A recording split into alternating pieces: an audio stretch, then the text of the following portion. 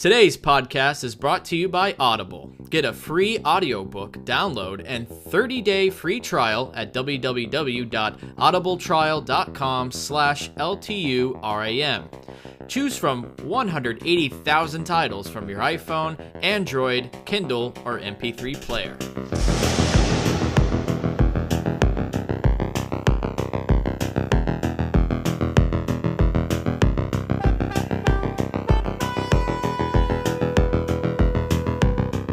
Welcome to another episode of Listen to Us Rant About Movies. I'm Wes Ford. And I'm Zach Harris. We rant about movies and drink while we do it. We've got a jam-packed episode for you today. It's our annual Halloween special. We'll be ranting about what we've been watching, including some various horror films, as well as The Florida Project and the Meyerowitz Stories, followed by our very first Resurrection Rant, a review of 1980's The Changeling. Yeah. Oh, yeah. It's going to be a good one, buddy. Gonna get some Georgie C. talk up in here. I'm talking George C. Scott. You know what I mean? Oh, yeah. If you like what you hear, remember you can find other episodes of our podcast on Apple Podcasts, Google Play, Stitcher, and YouTube. Also, please consider giving us a rating on iTunes or Apple Podcasts. They really do help expose us to a wider audience. Tonight, I'm drinking Weyerbacher's Imperial Pumpkin Ale. What are you drinking, Zach? I am drinking Blue Moon's Harvest Pumpkin Wheat because it is the only pumpkin beer that I could find. Yeah, so, listeners, what's going on? Is this a rare thing that's going on with Orlando and also Chicago? Because it was both difficult for us to find a pumpkin beer around here. Like, I had to go to a specialty store. No grocery stores are having it. Same for you, right, Zach? Yeah, it's weird. I was at the grocery store, didn't see any. Went to my usual store, didn't see any. Yeah. Another store, all they had was Blue Moon. It's like, what's going on here? This place is Weird, gigantic. This is a gigantic liquor store, and this is all you got? Come on. That's crazy. That is just crazy. Like, I guess the trend's going out or something. But... Something, because it's like they had all these new beers from like local breweries and stuff, but it's just like, what is it, like not cool to like make a pumpkin one now, or like is it too much to do it like that specific seasonally? Like I don't get it. Like, yeah, it's really strange. I just remember there being pumpkin beer everywhere last year. Yeah, it was like an explosion. Yeah, we did our Halloween episode last year and we had pumpkin beer, and yeah, it's just crazier to find this time. Anyway, let's give it a tip. Yeah, let's get a sip going.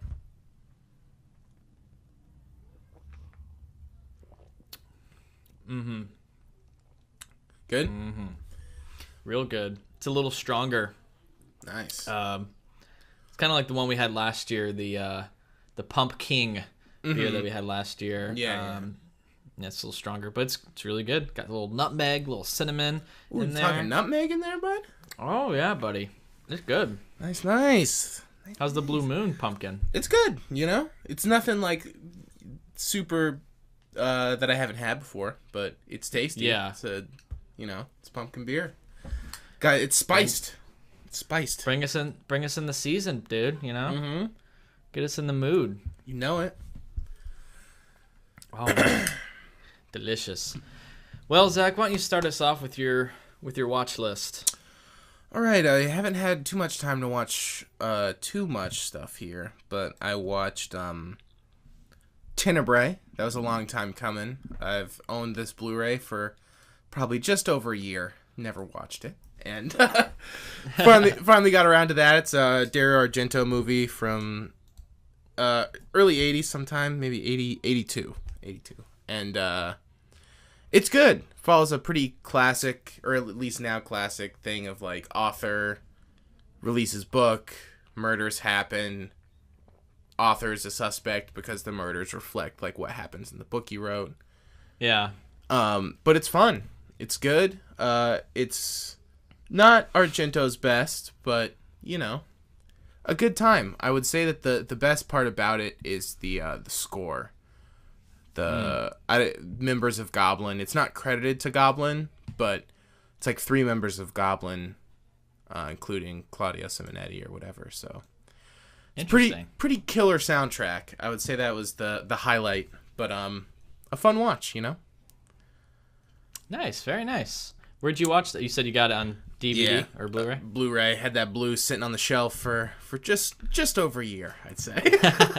You finally got to it. Yeah, Scott, who's been on the show before, every time we were watching a movie, he'd always be like, dude, you gotta watch Tenebrae, maybe we should watch it. And it was like, nah, I gotta watch my own copy, because then I can't justify owning it if I watch your copy. Oh, of course, exactly, yeah. Can't justify this past year that I've spent not watching it. Holding on to it. Excuse me. That's funny. But yeah, solid watch. If you're a fan of Argento, I'd check it out, but if not a great entry point to his stuff, I would say. I also watched Demons 2. Nice. Another one that's been sitting on my shelf. Probably just 6 months. Not as bad. Not as bad. It was funny. I was getting rid of a bunch of my DVDs a couple months ago, and one of my friends was over, and he was looking through, and he was like, "Oh, how's Demons 2?"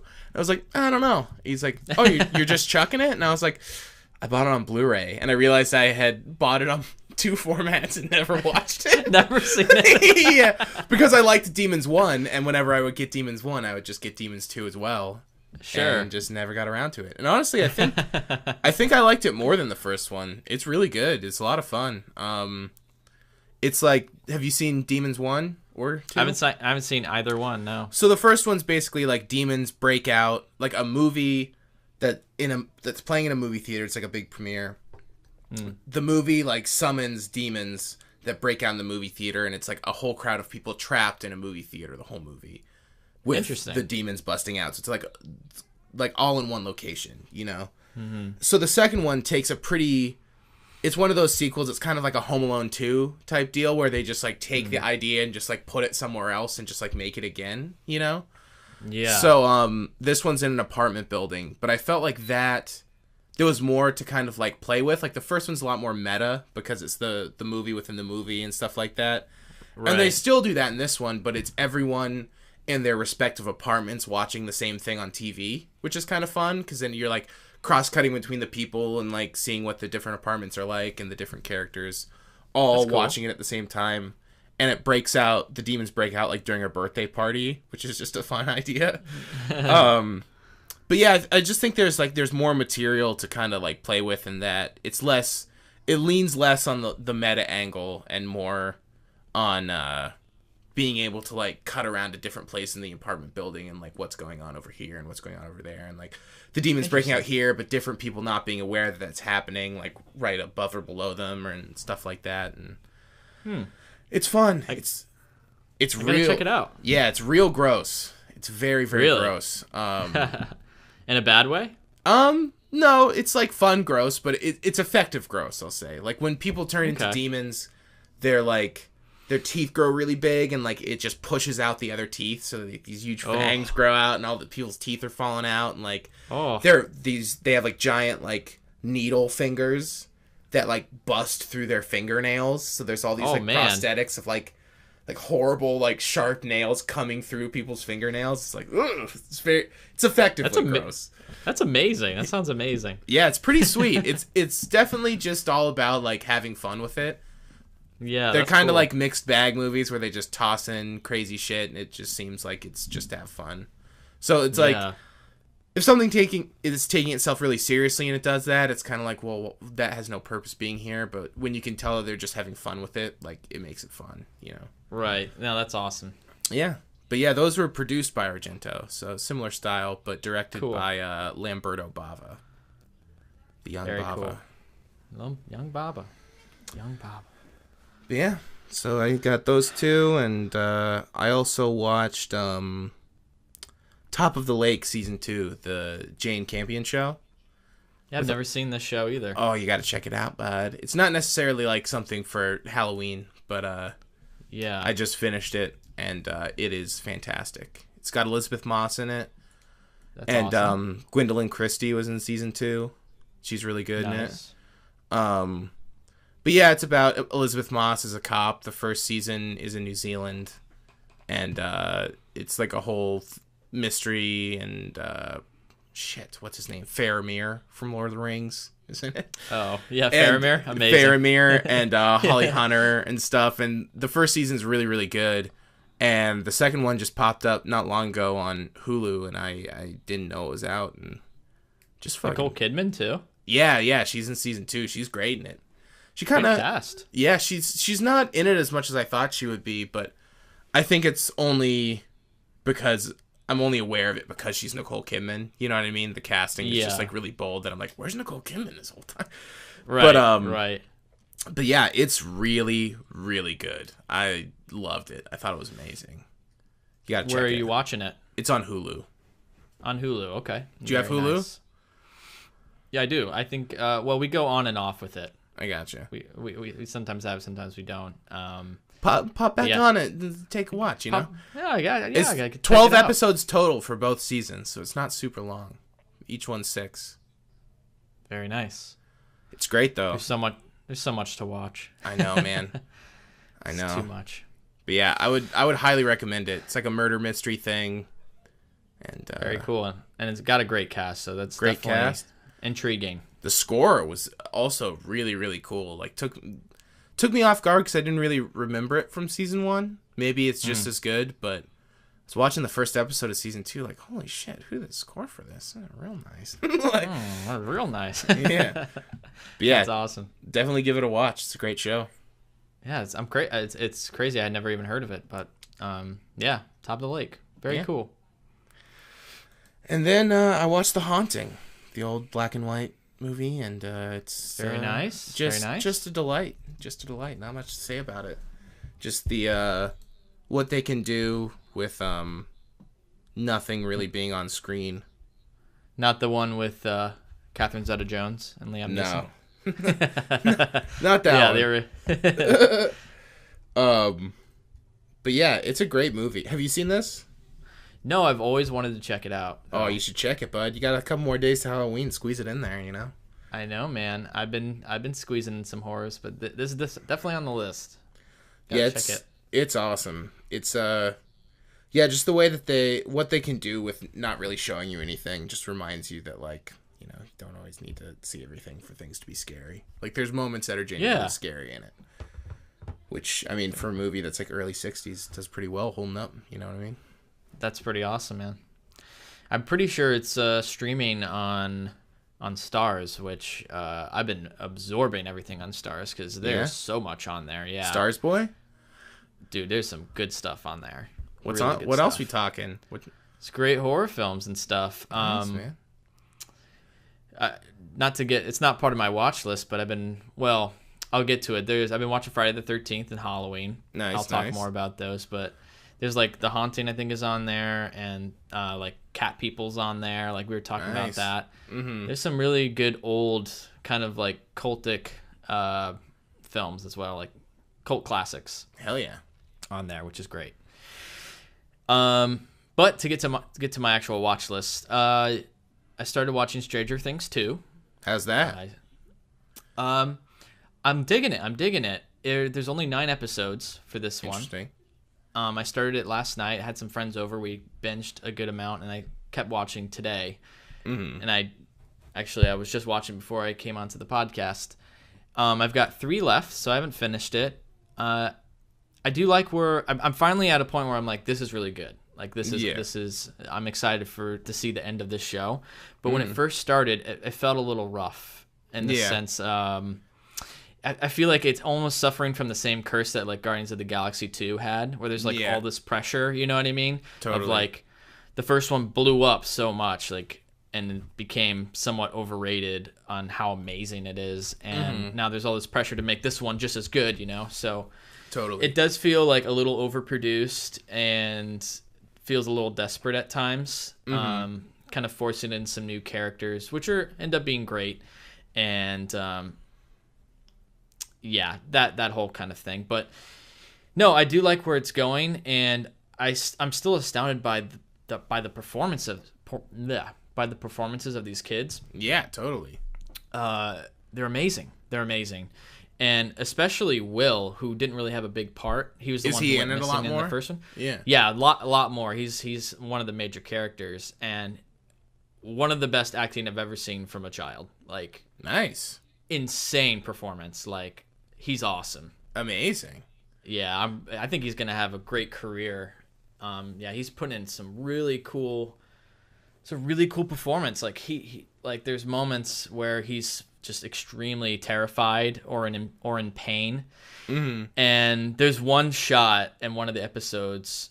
I won't tell you the circumstance, but he's in pain at one point, and there's like this really cool pan up shot, kind of like Snakeskin that we had in our short film, kind of like up, and he's like on the ground like shaking, and it kind of reminds like he's making this face almost like this John Carpenter-esque face, like you would think of being with makeup, where he's like but it's just him, and it like he's so good. It's great. He's checking, man. Yeah, he's awesome.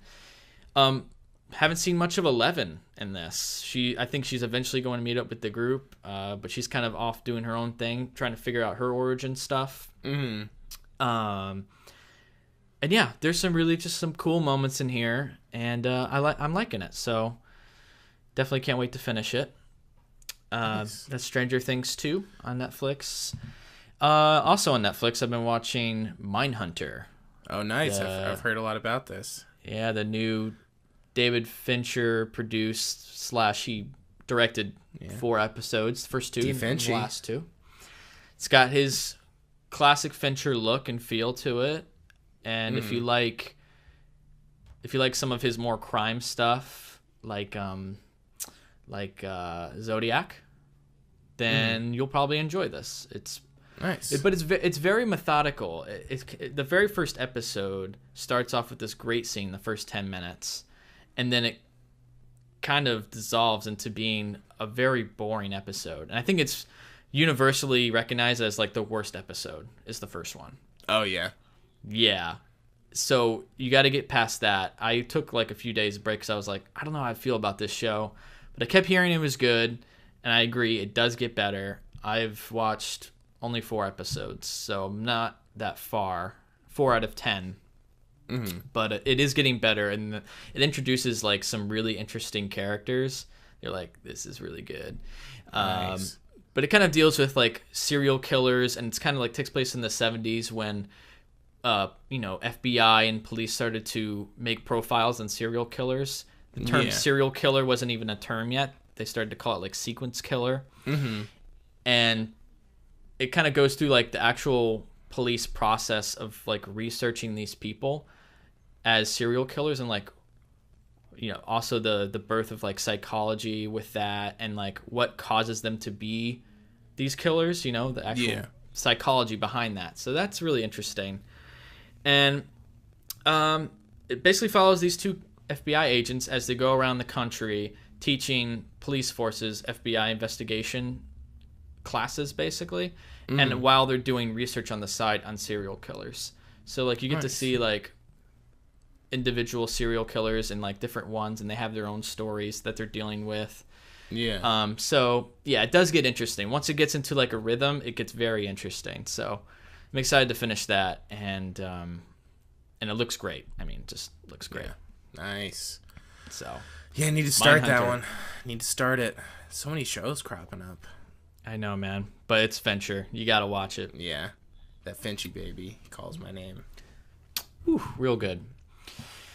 But to what we were talking about before, I've been watching stuff on Stars, and that leads me to my next topic. I watched Friday the 13th, rewatched it, and I watched for the first time Friday the 13th Part 2. The whole series is on Stars. Nice. So I'm going to finish that probably at some point.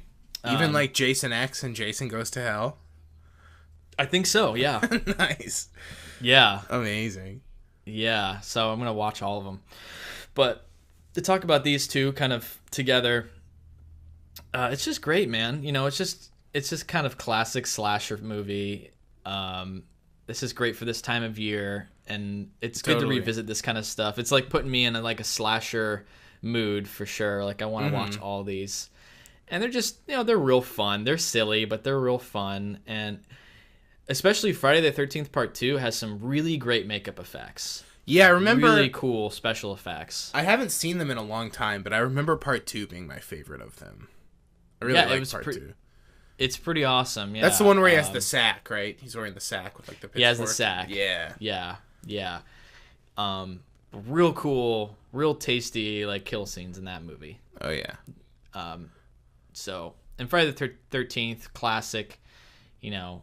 But I do think Friday the 13th Part 2 improves upon that. Mm-hmm. You know, and it's always nice to see like slasher sequels that are actually like worth making. Yeah, I feel like a lot of them are just obligatory or. Yeah, and of course all of them like Friday the 13th, Halloween, and Nightmare on Elm Street. They eventually kind of decline. You know, they all hit that period, and then some of them come back out of that. So there's usually a gem or two in there sprinkled in the. Yeah, exactly. There's a couple gems in there. Yeah, like I remember, I really liked New Nightmare, the last Nightmare on Elm Street. I remember that being good. I've only seen the first one of Nightmare. Watch 1, That's 3, another series. 1, 3, and then the last one, and you're good. Understood. Yeah. But yeah, those are real great. Not much to say other than it's real fun to watch. Totally. And I watched Halloween 2 and Halloween 3 as well on Stars. They have the whole Halloween series on there. Hell yeah. I'm just going to say I'm going to pause after 3 because I just bought the Blu-ray collection. So I want to watch the Blu-rays. Yeah. Because Halloween's like my favorite. Mm-hmm. I've seen the first one a billion times. I've seen, I think, some just like a couple random ones that I don't remember, but I do remember I saw H2O. Mm-hmm. And I think I'd seen like 5 or 6 before, but I don't remember. Yeah. But it was the first time watching Halloween 2 and Halloween 3. Nice. And I don't know why it took me this long to get to these, but I love them. They're fantastic. They're great. Halloween 2 is awesome because it just picks up right after Halloween. You know? Yeah. Continues right through there, and that's just awesome to see that story continue and just kind of more of the same story there. And it's just great. Great. Good score. Totally. And Halloween 3, you know, this is, I think you had said, Zach, and I had read before that it gets a lot of flack because you don't have Michael Myers in it, and it's completely its own story. But you know what? It's pretty awesome. I liked it a lot. It's great. It's so much about the holiday, right? It's so Halloween. Yeah. It's more about like Halloween being like bringing it back to its roots of like being this like evil day, you know? Yeah, totally. Where something, just like this evil happens on this particular day, and even deals with like the planets aligning on this particular Halloween, you know? And it's super campy and it has this great score, and there's some moments that are like very silly, like part where the car backs into the guy and he's just died, he's just dead, but it like slowly taps him and he's just like he just passed out and then falls down. It's like, okay. There's a lot of that stuff, but it's also just, it's highly entertaining, and if you like campy 80s, especially Halloween, like it's great. Yeah, it's a lot of fun. And you had said on the last cast the opening was just cherry, and I absolutely agree with that. Those opening credits. Opening credits are so good. And the score is incredible. Because it's like, it keeps it in the same realm and it feels Halloween, but it's not like the Halloween theme. But it kind of plays on it. Yeah, then they bust out like the B theme at the end when it's getting sinister, when he's like all tied up, and it's like, ooh, I like him bringing this in. It's nice. And then it finally hits, and it's like, oh, it's the theme. So good. Yeah. I also didn't realize before watching it that it would kind of like Halloween the movie was a thing in Halloween 3. Like, I didn't know it's kind of weird, right? Yeah, I was like, whoa, like, that's interesting. Like they're like she's forced to watch Halloween. Which is really funny. Yeah, it just it makes you think about like what could have been if the series went off in that direction. You know what I mean? Yeah, just like became different stories. You know? Yeah, it's just like how many Halloween movies would there be? Like 20? You know what I mean? Like, it's a cool idea to do because I feel like that's a big thing in TV right now. It's like the anthology series of like seasons, but like. a curated anthology film series where it's not, because there's anthology horror, but it's always within a feature. But doing the anthology horror where it's like the same group of people tackling different stories is intriguing. Definitely. Yeah, so it was kind of cool. It was almost like a fan fiction type of film. Yeah. I mean, it even takes that and like it's almost like a love letter to the original Halloween, but also just does its own thing, which is, hey, I love it. Go for it. And the Silver Shamrock song is amazing. Yeah, very catchy. Yeah. But yeah, I liked it a lot.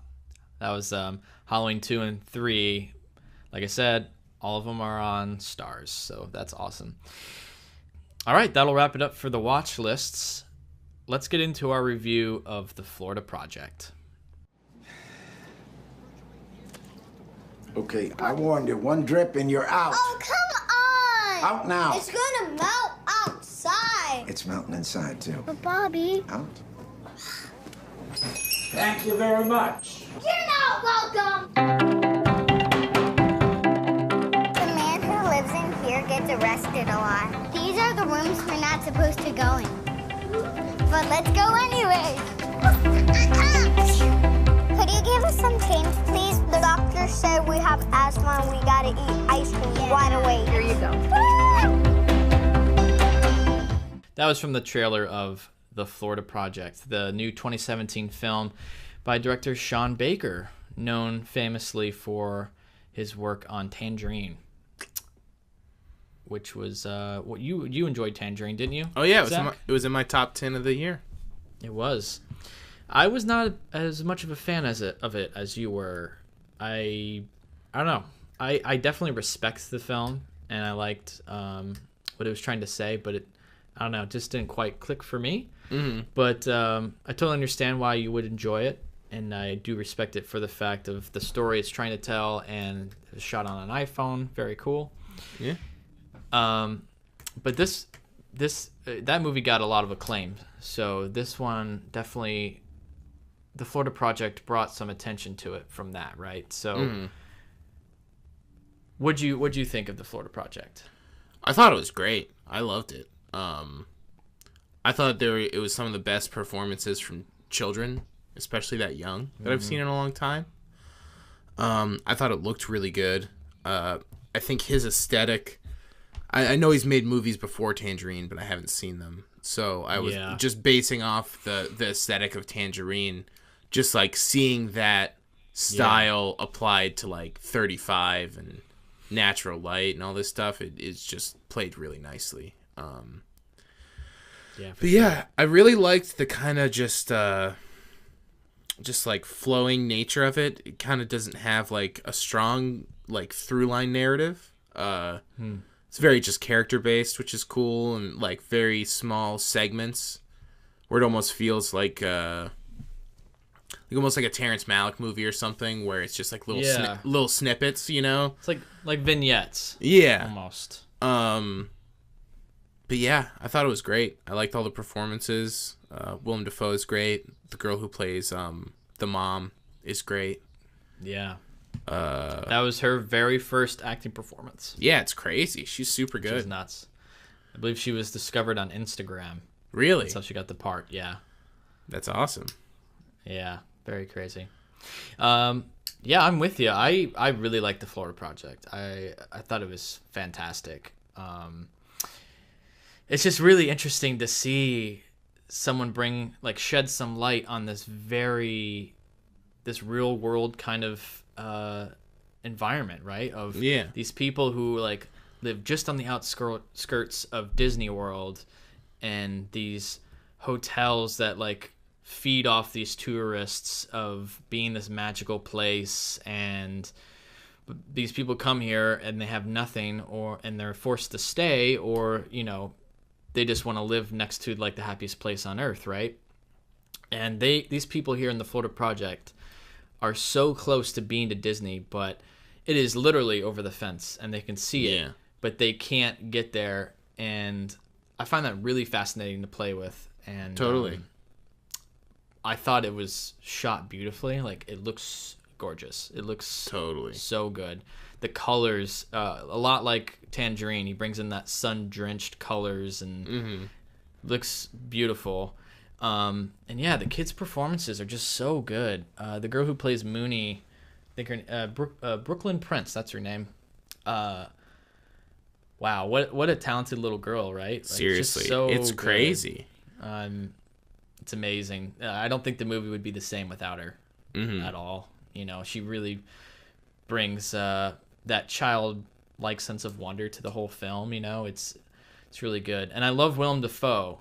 Like, not a part he usually does, and he's probably tired of being like typecasted, and he plays this role of this the guy who owns the hotel, this maintenance guy who takes care of the place, but he also overlooks all the people who live there, and almost like a father figure to him. And he's great. He's great. He's awesome in it. Yeah, I love that he's in it. And yeah, I like the whole idea of the film. Like I said, being in Orlando, I did recognize parts of it. Yeah, there are definitely some locations I noticed. Some of the hotels I had seen before, and the place where they're like at the abandoned housing area. Yeah, and, like lighted on fire. We are going to talk spoilers, by the way, of this whole film. Just forgot to mention that earlier. But yeah, they light the building on fire. I've been by there. That's right next to Medieval Times. Oh, really? Over in Kissimmee, yeah. Nice. So I've been there a couple times. But that is right there, and I was like, oh yeah, that's an abandoned place. I had just like seen it several times. Yeah. And so when they were there, I was like, whoa, what a good place to shoot that. You know, like that's amazing. Yeah, and also a lot of the places that they shot near the ending, we'll talk about more, obviously. But yeah, overall, I think we both enjoyed it. Yeah, it was great. I'm a little over a month removed from it, so I don't remember a ton of specifics. But yeah, for me, it's been a few weeks. Mm-hmm. Just a delight for that thing, you know, for the vast majority of that thing. Yes. What do you think about some of like the reveal of the mom? I thought that was being what she was. Yeah, I thought that was great the way that they handled that, because it almost, I mean, you catch on to it like a little late, or at least I did. You know, before they like actually revealed it, I was kind of privy to it, but I liked how it was just repeatedly cutting to her in the bathtub, and you're just like, this is like a weird thing to focus on. Yeah, but I was just like, oh, she's just bathing, you know, she's a child, she's bathing. Because it does it, and you go, oh, okay, it's like a scene, whatever, and then it goes on, and you're like, okay, like something about bathing, you know, and then it does it again, and you're like, okay, something's going on here, you know, and then she's like, help me take selfies and all that stuff, and like, I like the way that it kind of like eased you into it instead of just like making it like a, whoa, this is great, you know what I mean? I love that too. I love that it like slowly eases it into you to where it almost like reveals clues that you just figure it out yourself. Yeah. You know, I was like, and then like when it snaps in your head, you're like, oh, this is pretty dark. That's messed up, you know? Like, totally. It's a really good reveal that it's not forced upon you at all. You just kind of figure out, which is really, really hard to do in a movie, I think. Totally, because it's a weird structural thing. Because there's not, like, a ton of repetition with the scenes. There's, like, certain things, like, they hang out under those steps. And, like, cuts to that every now and again. But, like, it's almost like a regimented thing where it's kind of, like, out of character for the movie. Because it's kind of just glimpses of all over the place. Yeah. So, it, like, makes you aware of it just by, you know, showing it, like, reliably. Just by showing more and more information. Yeah. That's all. It's interesting. Yeah. Very cool. Let's talk a little bit more about Willem Dafoe. Like, I love his whole part with where that pedophile shows up. Oh, that scene was incredible. It's like so whoa. Good. Yeah. He's like, oh, I'm thirsty. It's like, oh, got a machine over here. He just like shows him. Like, that was great. He guides him to get the soda, makes him drink it just so he can knock it out. Like, it's like a 5-minute scene of like him getting to the point where he can just like knock the drink out of this guy's hand and get the fuck out of here. Yeah, totally. So that was really great. That scene was amazing, and I liked how it it wasn't like it was just like a thing that happened. It's like, oh, there you go. Yeah. It's like, this is kind of a shady part of town, and it's Florida. There's fucking creepos here. So yeah. Yeah, it was interesting. I like some of the, because I'm obviously born in Florida, raised here, and just like as a Floridian, it feels very Florida. It feels very Orlando too. Just like the moments of like the birds, like the big tall sandhill cranes that Willem Dafoe is like talking to, like sees at his front door. Like that's very Florida.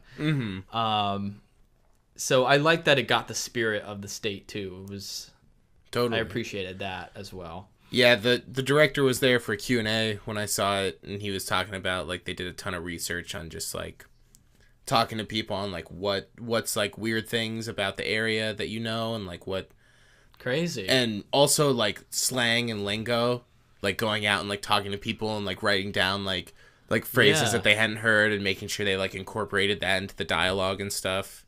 Trying to be really authentic with it, which is nice.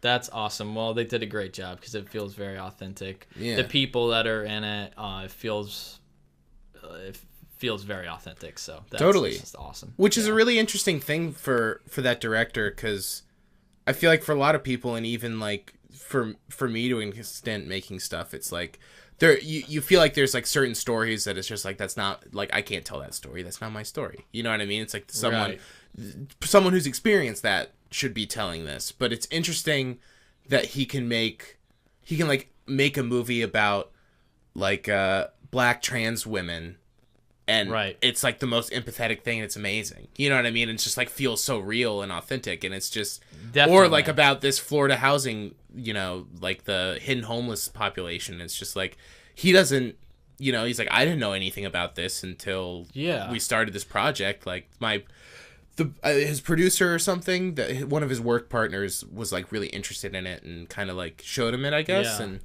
it's just an interesting thing to be able to take like a subculture that you know nothing about, educate yourself on it a ton, and then make like such a perfect representation of it. You know what I mean? It's interesting. Definitely.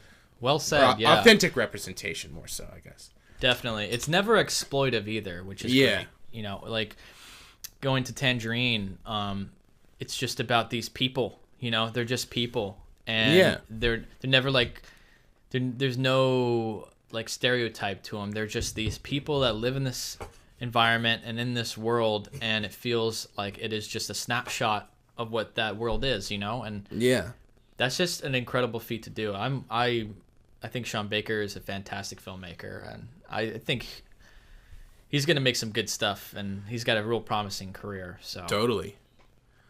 Yeah, so cool. should we get into the negatives here real quick? Yeah, let's talk some negatives. Again, we're going to talk spoilers. This is a very big spoiler, so I would just skip to our next review if you don't want to hear about the ending. But the ending's very controversial. We both have some thoughts on that. So go ahead, Zach. What do you think of the ending? I just thought it wasn't earned at all. Like, set aside the technical switch of shooting on the phone, like, whatever. It's jarring, but okay. I don't really care. Well, they shot on the phone because obviously they couldn't get those shots legally. Oh, well, yeah. No, for sure. Like, it's understandable. Yeah. But I just want to make sure. It's like, to me, that's not the issue. It's just just not feel earned at all. Because, like, it's almost like the forced happy ending, you know? Yeah, it's like nowhere in this movie did I ever think that this little girl was dying to go to Disney World.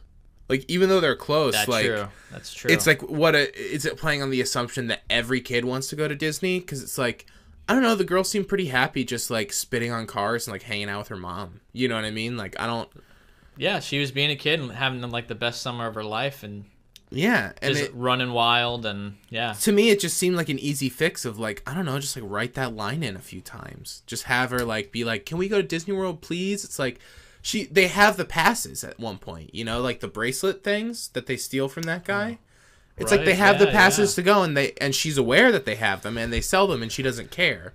So like, why does all of a sudden, why is it important to go to Disney World? I just like don't understand the thought process. I think to be honest, I think it's kind of supposed to be this metaphorical. Obviously, you know, it's metaphorical, but it's meant to be like it's the happiest place on earth, quote unquote. So. I think it's just a representation of her just going off and like being happy in the end, you know, and just having a happy ending. And I don't, like you said, I don't feel like it's earned because, for one, it comes out of nowhere. And I think if anything, if the whole audience, like my whole audience was like taken aback by that. Like the film ended and we were just in silence. Like, this was great until that ending was like, what just happened? Like, that was just so out of place and it felt very forced and rushed. Like, know what? I would have rather have seen her being taken away by child services and then like her looking back at the hotel or something, you know, like some kind of ending where you see her going away and that's it. You know, like, child services shows up and then she runs to her friend and then they just run to Disney World. It's like, obviously they can't get in. That won't happen. They could never do that. Also, as someone who lives here, they run all over Orlando. Like, all the shops to get to Disney World. Yeah, they're like, all over the place, I'm sure. They're not next to Disney World. So it's just very strange that, like, the whole movie isn't even like that, you know? The whole film isn't like this metaphorical thing either. It's just like a snapshot, and then there's this weird ending. Like, I don't know. It doesn't fit. Yeah, I didn't think it fit at all. I just like don't.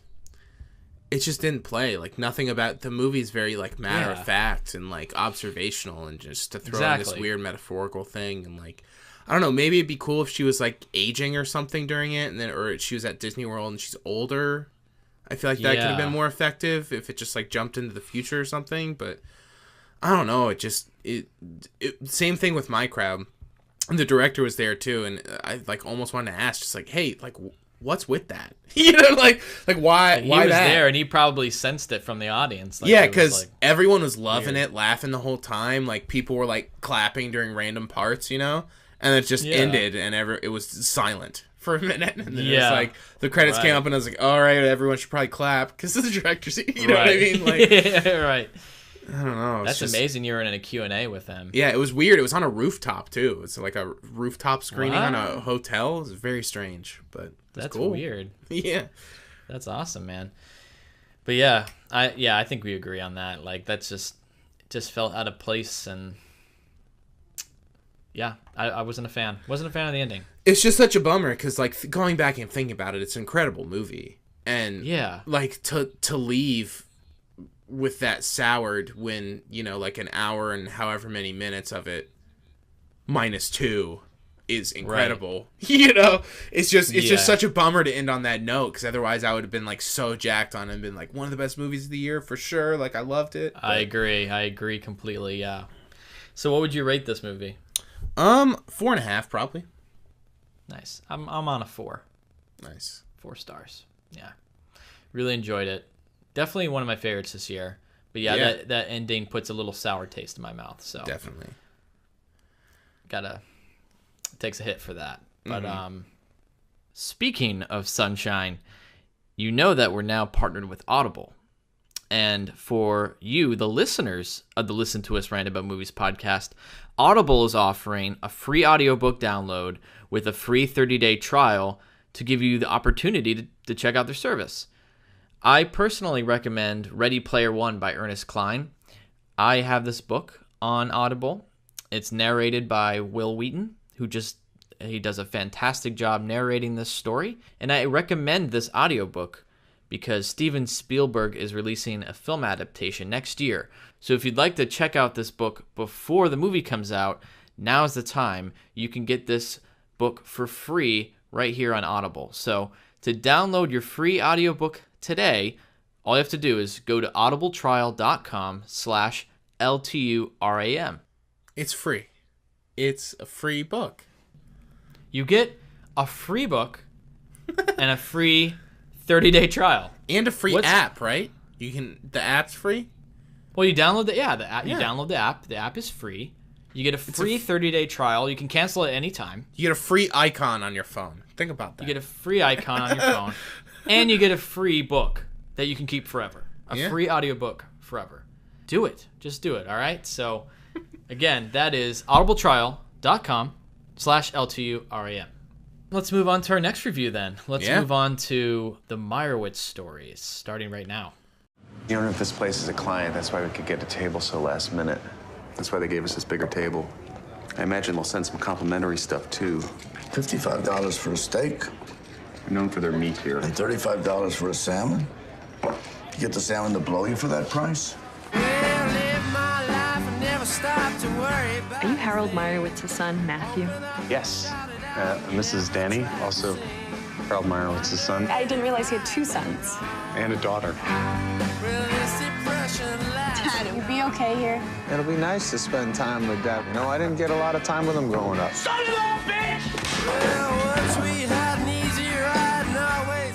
So that was from the trailer of the Meyerowitz Stories, new and selected, the new film by Noah Baumbach, now streaming on Netflix, as well as playing in select theaters.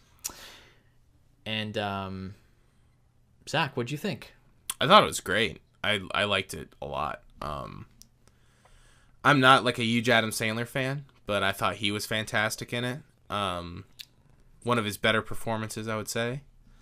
Oh, yeah. I loved Dustin Hoffman in it. He was amazing. Yeah. Yeah. And Yeah, I liked him too. yeah, I don't know. Everyone was great. I really liked the opening scene a lot, and it's definitely something I can relate with because I am very much a road rage driver, and that was a nice way to bring me in. Like we were gonna do it fully for the last sode, you know, and so I was watching it, and it was late, and it was like, oh man, I gotta watch this movie now. You know, it's like 11 p.m. Gotta throw it on. Like worried that I was gonna fall asleep, and I was just like super engaged the whole time, just like really enjoying it. Yeah, it's great, super funny. Noah's a good boy, you know. He is a good boy. Yeah, I like this movie too. I did like a lot of the performances. I it makes me so happy that Adam Sandler is finally doing some real acting work. You know, Yeah, totally. He's really doing something again and like actually trying. And I love that. So keep doing that, dude. It's awesome. Yeah, Dustin Hoffman is great, and I love the chemistry between Adam Sandler and Ben Stiller. I thought it was great. Yeah. As brothers, I thought they were fantastic. And there's just this movie, I feel like unlike his other movies, there's a lot more dialogue being thrown at you. Like it's almost like I want to see it again because there's so much dialogue. Just like they're constantly talking in paragraphs, you know? Yeah. So I did find at moments, maybe because I watched it very late too, I did find little moments where I was like, kind of hard to follow what they were saying just because they're speaking so fast. But I just thought, other than that, it was just like fantastically written and performed too. And I kind of like Noah Baumbach's movies because they kind of, there's somewhat negative views on real life situations, but they also have like this dark comedy to them, you know, like there's like there's definitely this like love for humanity in these situations, although you're miserable going through it. And I kind of feel like that's life in a family too, right? Like Definitely. This nails the family dynamic of these people. I sometimes I just hate them, but you know what? They're my family, and we love each other, and we'll do anything for each other. And that's like what this movie I feel like represents. So Totally. I thought it was great. I wouldn't say that it's my favorite of his movies. Yeah, I would agree. I have some other faves, but it definitely feels like a Noah Baumbach film. You know? Totally. Feels also like he's definitely just continuing down that Woody Allen road. You know what I mean? Just getting definitely had some closer and real, closer. real Woody Allen vibes for sure. Totally. I mean, even just like the script of the title, you know, feels very Woody Allen-ish. But yeah, I mean, I think he's improving upon his craft, and to have these like really great performances really enhance the movie. Yeah. And I thought it looked great. Like the text, it looks good. It looks really nice, and I really liked the titles, which I feel like can sometimes in movies, doing the titles like that and breaking things up can be a little pretentious at times. But they do it in a fun way that's good, and I think it works. And yeah, loved the scene with the jacket. where they switch up the jacket. The jacket scene is amazing. Yeah, there's all those really wide, like, flat shots of, like, Dustin Hoffman shuffling around. And, like, it's so good. That was just a lot of fun. That was one of the standout scenes, I would say. I agree. That was a really good scene. I like how Noah Baumbach films, like, a lot of them, he likes to deal with, like, this, like, sense of intellectualism, right? Mm-hmm. Like, and I feel like this is almost like a spiritual side piece or sequel to Squid and the Whale. It has like very similar vibes, right? Mm-hmm. Like about these super intellectual, artistic people trying to like make ends meet, but being broke as artists in the process. Yeah. I don't know. I just wanted to point that out. Because I love the Squid and the Whale. Totally. It's one of my favorites by him, and so this I felt the very similar vibes, especially like with the father dynamic and such. It was very similar. So I feel like he was playing on that too. But Ben Stiller was fantastic with Adam Sandler. Supposedly they became really good, closer friends after this movie. Yeah, they loved playing in a movie together. So nice. That's what I read somewhere. The scene where Ben Stiller was crying at the end felt. Thanks. Oh, go ahead. Very honest. Yes. That was just like a really good performance. I was going to say, thanks for reminding me, because that was one of my favorite parts. Mm-hmm. It felt super honest. Like one of his best scenes, I think, in his entire career. Yeah, totally. Same for Adam Sandler. He's doing some real acting work that he's never done before. You can tell that he's like into it. You know what I mean? Yeah. He's like... Because I feel he's trying. I haven't seen some of his newer Netflix things, but it just he seems kind of like checked out. Like even in like stuff like That's My Boy, which I think was funny. It just seems like he's like, I don't know, I'm just like here doing it. Like, yeah, well, even like his more famous movies that aren't necessarily like really great movies, but they're watchable movies, like Happy Gilmore and such. Mm-hmm. Like he has a certain character that he does, and there's not like a lot of skill involved in like being that person. You know what I mean? Yeah. Like but in this, I feel like he actually is like trying to be a different character, and he actually puts on this whole different face that I haven't seen before, and it feels very honest and real. Yeah. So loved him yelling at the cars. Loved it. It was amazing. Yeah, that was good. Yeah, that was great. Yeah, some really good moments in here. Also, I was a big fan of like the super sexual student films that his daughter made. He like watches it with everyone.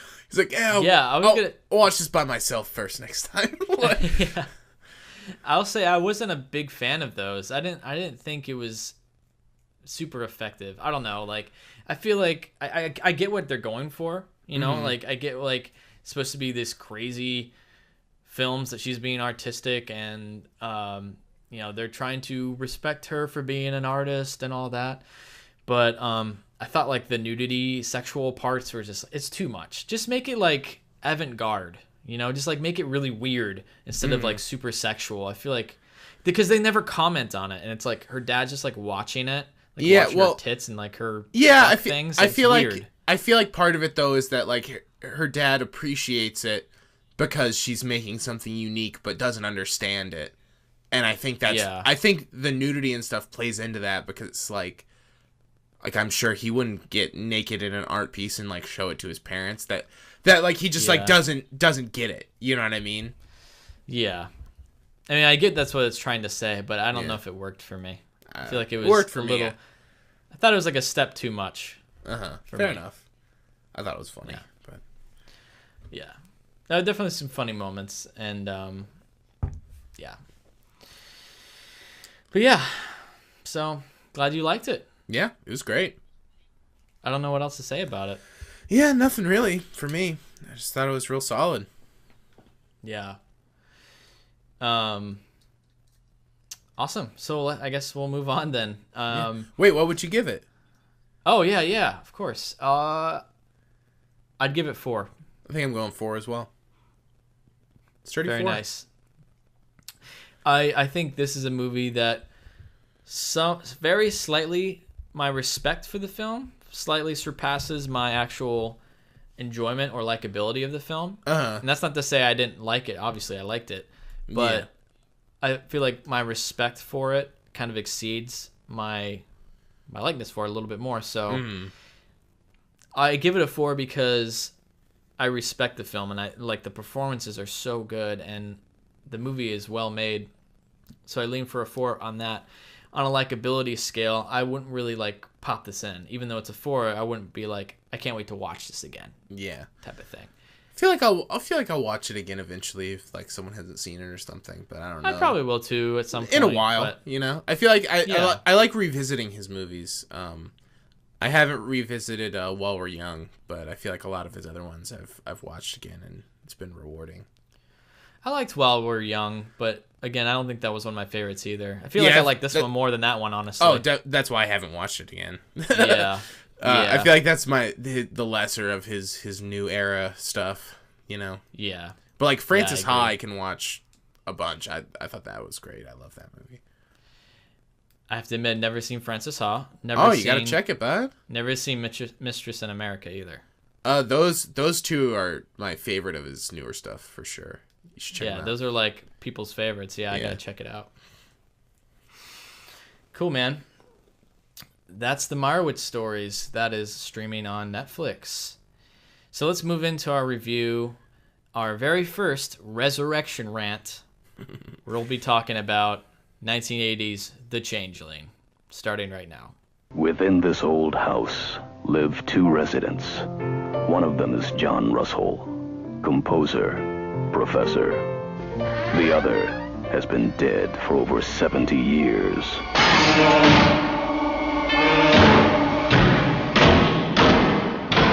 Claire, I'd like to talk to you about the house.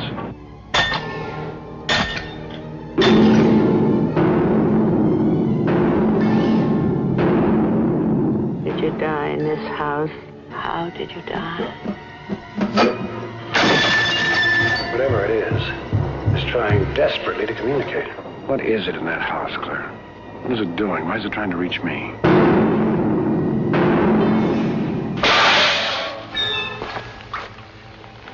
It's a hand.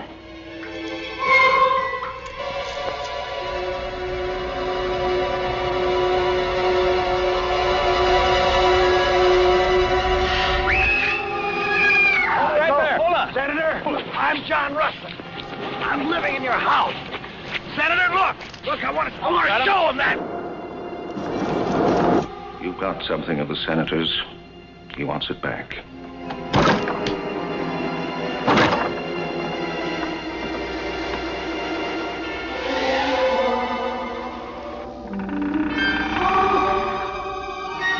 John?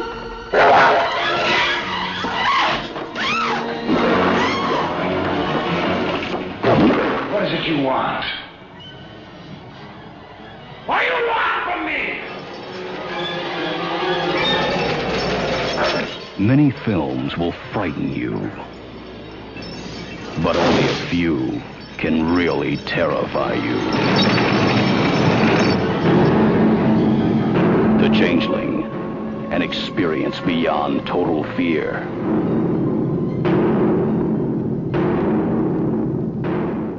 That was from the trailer of The Changeling.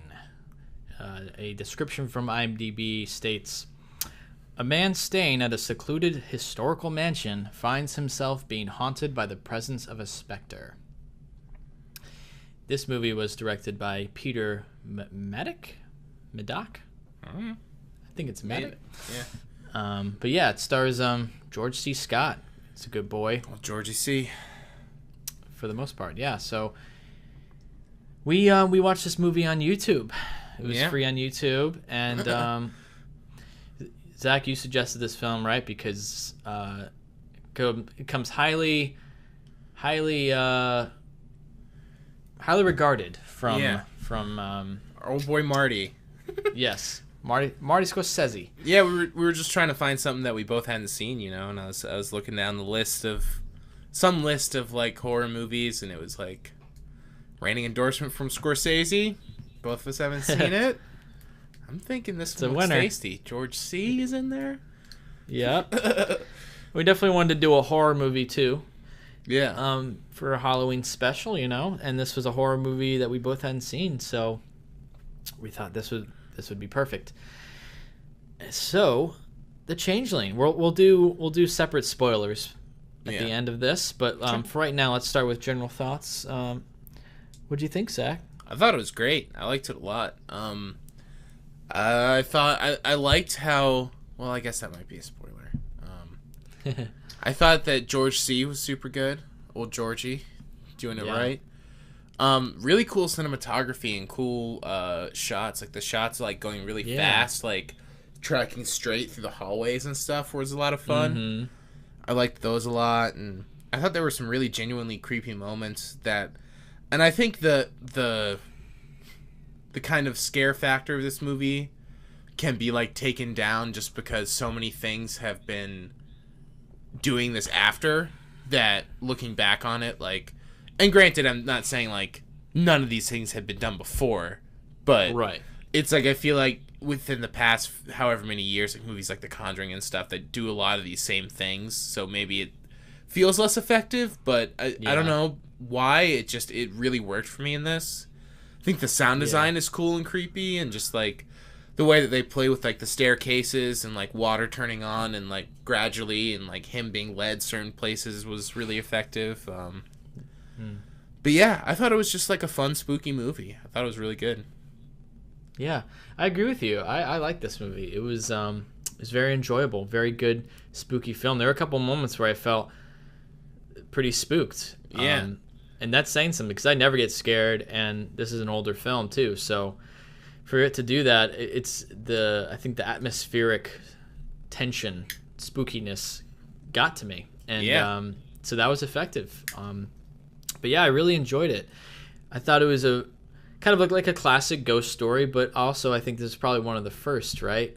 And I think it kind of comes from that era of where like it was the height of like this paranormal fascination, right, with ghosts and paranormal of spirits and spiritual mediums being popular at the time, and doing readings and stuff like that. So it feeds into that kind of frenzy, and creates its own story out of that to tell this one particular story from the past. And I thought that was really effective, and I liked where it went. Like it surprised me in the direction that it took me in, you know? Yeah.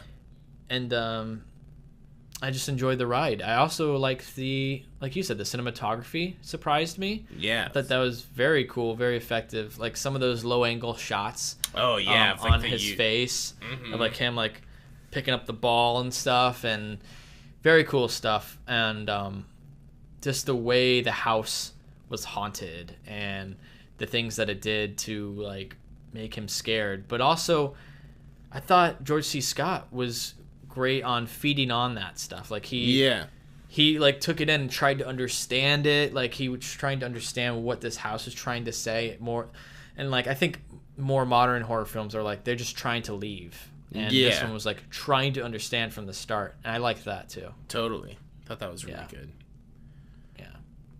Yeah. I don't really know what else to say without spoiling stuff. Yeah, so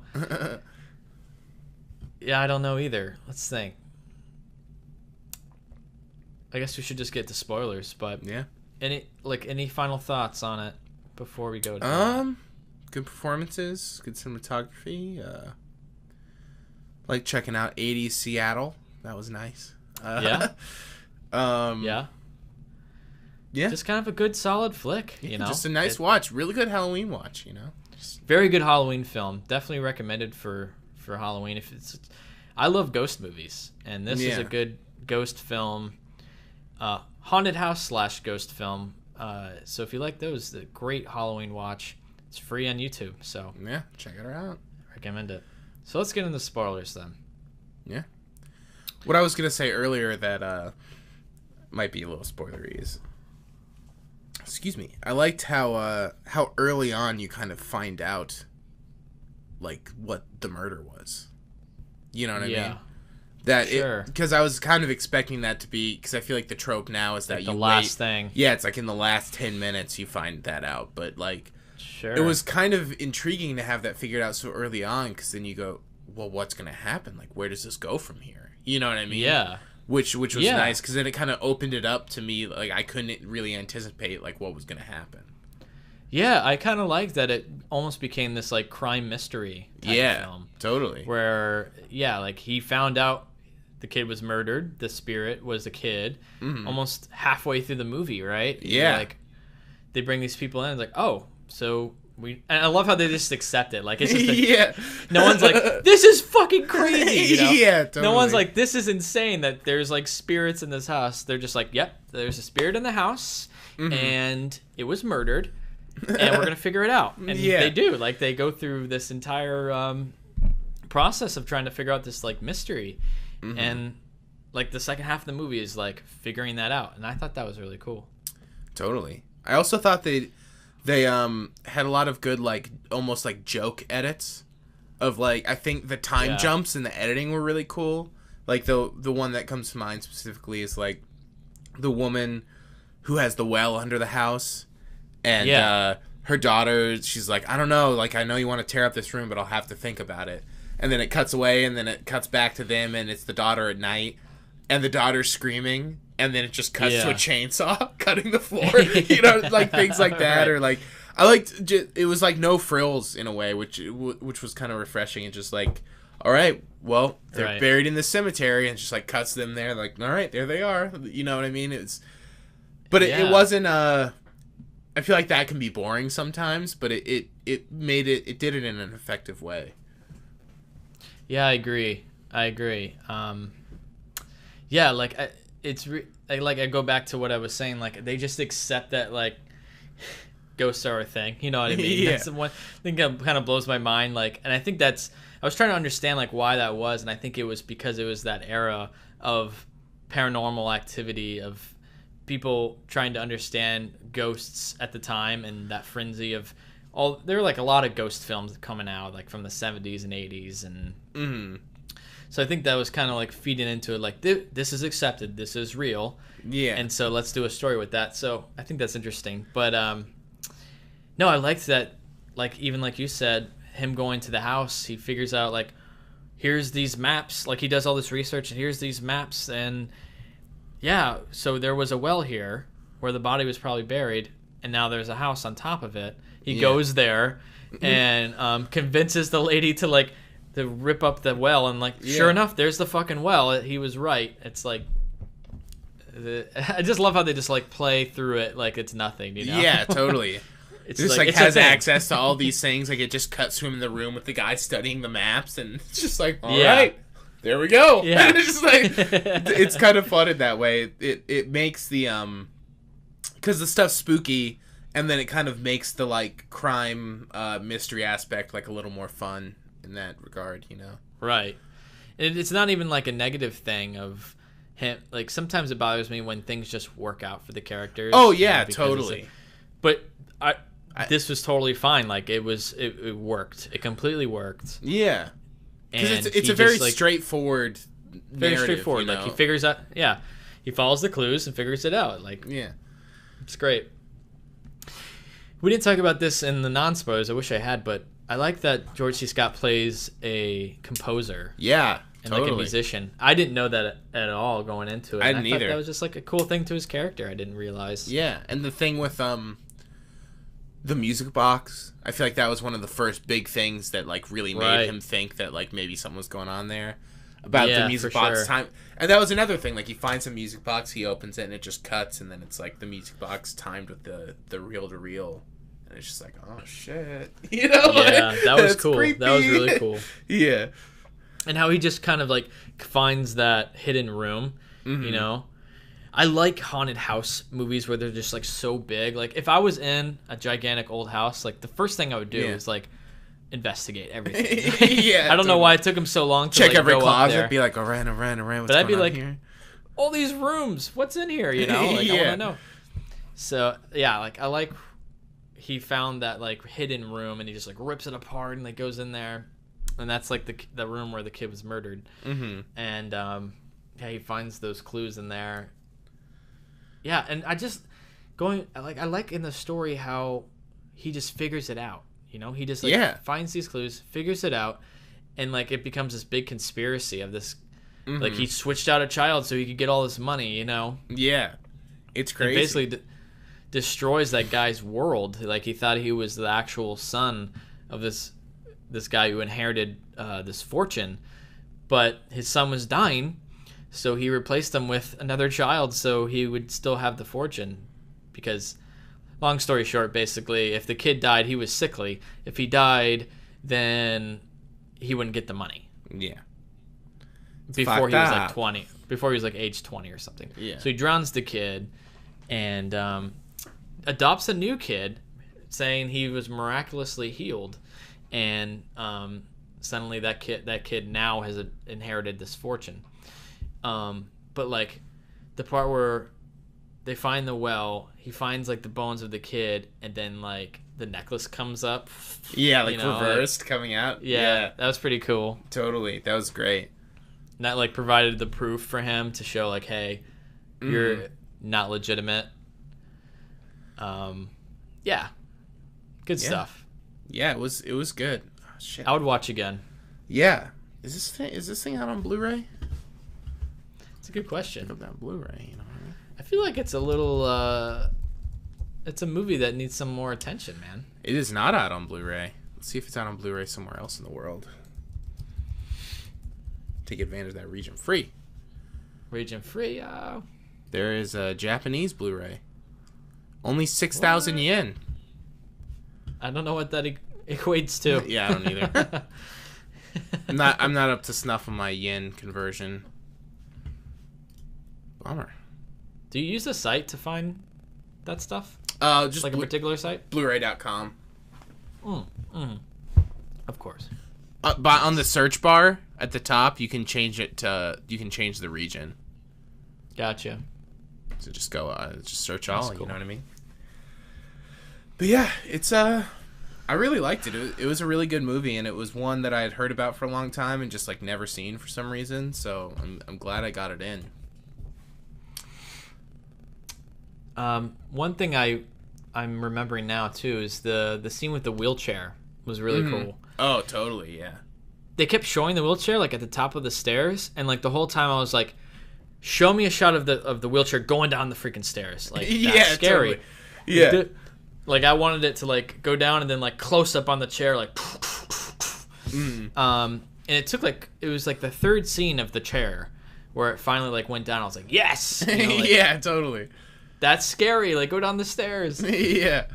I'm glad it finally did it, because the first couple times I was like, oh come on, like yeah, do something with the chair. It's not that hard to do, and it's like it's moving. Like have it go down the stairs like the ball. That's terrifying. Also, the scene with the ball, like the second time it falls down, you're like, that was amazing. It's amazing. It's an amazing like feeling when you get to that part. And I'm like, if I was in that house, I'd be like, get me the fuck out of here. Yeah, it's stupid. And I am done. Done. Because that was his ball. Somehow it teleported. Mm-hmm. That's another thing too. Like he talks about to the paranormal people. Yeah. And he's like, oh yep, teleportation of physical objects. It's like, yeah, this is the thing. They know about this. Totally. They just like accept totally it. Like, oh it yeah, happens. you're experiencing teleportation of objects. Yeah. Yeah. Yeah. Seems like a very active paranormal activity in there. Okay. Yeah. Yeah, that was great though, and the immediacy of it, because like I feel like a lot of other movies, he would come in, he would sit down and be quiet for a minute, and then he would like hear something and then go back, and then it would happen. But he just like walks in the door, and like before he can even walk to the other room, it like happens again, which was really nice. And I think that's what made it so effective. For sure. It's like almost before you even think that something else is going to happen. You know what I mean? Yeah, for sure. That was a really good moment. Another thing I want to talk about is when I started to do our little social promotion for this thing, I found a still of that guy walking up the stairs when it's on fire. So when I pulled that still, because I'd obviously never seen the movie, I assumed that was George C. Scott going up the stairs. And then when it played out, I was like waiting for that scene, because I was like waiting for the stairs to be on fire. Like, when is that? It finally comes, and I'm like, oh, here it is. And then he like gets knocked out. I'm like, what? And then what's going on? The quote-unquote fake son, I guess, the adopted son comes up, and he goes up the stairs. I'm like, oh, shit, didn't realize. I did not expect that. Yeah, totally. So that was kind of a cool moment for me. And there was a weird kind of moment, too. Like, he goes up the stairs, and then he's, like, back in the room or something. Yeah. So, like, I'm wondering if, like, did he actually go there, or was he, like, I think it was just, going there? I think it was, like, a spiritual thing, which I thought was really cool. Because, like, you're like, oh, whoa, he's here all of a sudden, but then it cuts back and it makes it just like very strange feeling, and also that when he's in his office and the desk is shaking, there's that reflection from the locket like hitting his face like crazy. Yeah, it's pretty cool. Yeah, that scene's really cool of like him shaking and like yeah, that was cool. Yeah, good stuff, man. It was a real good movie, just a solid Halloween watch, you know. Yeah, solid horror film, real classic type of. It should be classic. I feel like it should get more attention, and it's just a really effective ghost horror film, and becomes like this crime mystery, which I really like that aspect. And George C. Scott was great in it. Yeah, too. Love him. Love me my Georgie C. It's honestly an interesting casting because you would not normally see someone his age playing like a lead role for something like that. I feel like, totally. You know? He's such like an older person in it, but it worked. You gotta check out Exorcist 3, man. I'm dying to see that movie. You gotta, especially because he's in it. Yeah, totally. He's a little older in it. You can tell his age a little bit, just like him being like, "We must hurry," and just like getting up slowly, like, "Oh," you know. Yeah, The Exorcist is one of my favorite horror movies of all time. So. Nice. Definitely gotta check out 3. 2 was not good, but I'll check out 3. I just went right to 3. I don't know if I don't know if I'll ever go back and watch 2. I've heard 3 is so good. Yeah, it's awesome. It's really good. Oh man, I'm like on a horror kick now. Yeah, man. You know? Get that Georgie. Just ride that Georgie C wave a little longer. You know what I mean? George C. Exactly. I'm gonna finish out all these other slasher series. I'm gonna finish Halloween. Finish Friday the 13th. Watch some of these other horror films. It's gonna happen. It's gonna happen. Hell yeah. All right, man. So what do you rate this one? I'll give it a 4. Me too. Another 4 for me. Yeah. It's real solid. Liked it a lot. Gotta get that. I would watch again. Get that Japanese blue. I wonder how that transfer is. 6,000 yen. Yeah, just a meager 6,000 yen. How much is 6,000? If anyone wants to let us know how much that is. I got the converter going. Let's see. Damn, $50. $50. Damn, it's an expensive blue. It's probably rare. Yeah. What are you gonna do, you know? So that'll conclude our episode of this podcast. As always, you can find other episodes of this podcast on iTunes, Apple Podcasts, Google Play, Stitcher, YouTube. We are all over the place. Wherever you get your podcasts, you can probably find us. You can follow us on Facebook or Twitter. And if you enjoy the show, please consider leaving us a review on iTunes. We recently got a review from someone, which we really appreciate. Thanks to Warren Rogan for your review, your 5-star review. And of course, every rating brings us to more listeners, and it really does help. You can always email us at listentousrantaboutmovies@gmail.com. Thank you to our producer, Sean Pierce. And you too can be a producer and supporter of this podcast by visiting our Patreon page. That's right, you can become a monthly patron for as little as $1 a month. Seriously, that is like buying a soda, and cheaper really than some out. sodas, you know. It's cheaper than some sodas, you know. Sometimes you get a $2-3 soda, you know. It's just one-third of a soda, 1/3 of a fancy soda. All you gotta do is go to www.patreon. That's patreon.com/LTURAM podcast. That's gonna do it for today. Zach, great discussion. Good chatting, Happy bud. freaking Halloween, buddy. Happy Halloween, dude. Enjoy the rest of those slashers. I will indeed. And take care, sir. Until next time. Until next time.